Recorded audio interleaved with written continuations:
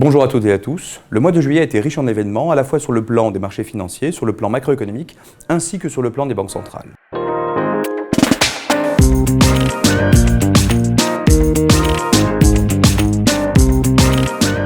Commençons tout d'abord par l'aspect économique.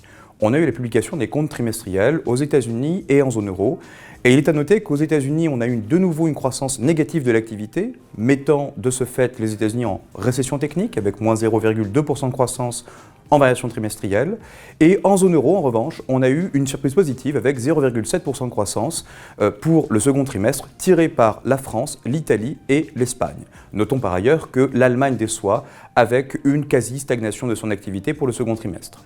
Dans ce contexte, finalement, d'activité soutenue en zone euro, on a eu également la publication des points d'inflation, que ce soit aux États-Unis également en zone euro, et là encore, de nouveau, une surprise positive concernant la croissance des prix.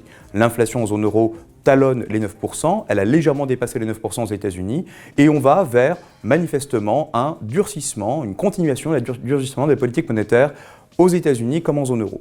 Notons que la décision de la Banque centrale européenne prise le 21 juillet dernier, qui a consisté à monter de 50 points de base son taux d'intérêt directeur, a constitué une surprise en la matière.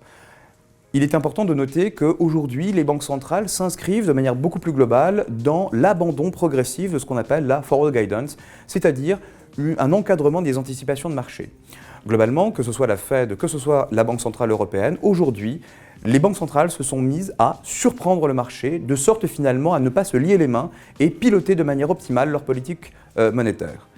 La raison fondamentale expliquant ce changement de paradigme consiste tout simplement à mieux effectivement lisser le cycle macroéconomique qui est sujet à des vents contraires et sujet à une plus grande volatilité. Les marchés actions, notamment, ont enregistré au cours du mois de juillet une performance positive. Et on l'explique finalement par deux aspects. Premièrement, la macroéconomie qui, de manière globale, tient et ne sombre pas vers la thématique de la récession qui a été achetée de manière un peu trop précoce par les marchés financiers.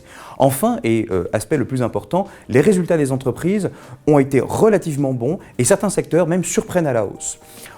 Pour le restant de l'année, on est revenu sur la neutralité au niveau de nos portefeuilles pour finalement attendre ce que les banques centrales vont nous annoncer en matière de politique monétaire. Et là, effectivement, il va falloir se montrer relativement prudent puisque nous ne sommes pas à l'abri d'un resserrement beaucoup plus fort que ce que les marchés anticipent.